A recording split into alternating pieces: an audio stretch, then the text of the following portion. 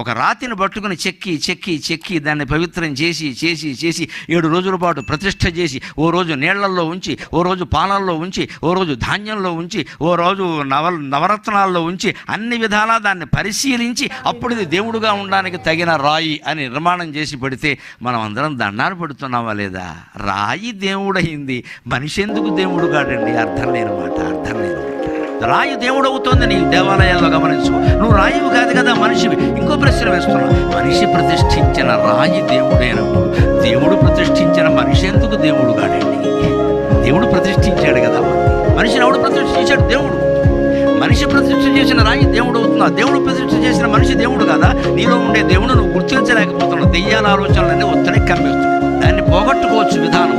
పురుగైనా పువ్వుతో స్నేహం చేయడం వల్ల దేవుడు పాదాల దగ్గరికి వెళ్ళింది, స్త్రీల శిరస్సులను అధిరోహించింది. రాయి అయినా విగ్రహంగా ప్రతిష్ఠ అయ్యేసరికి దేవుడైంది.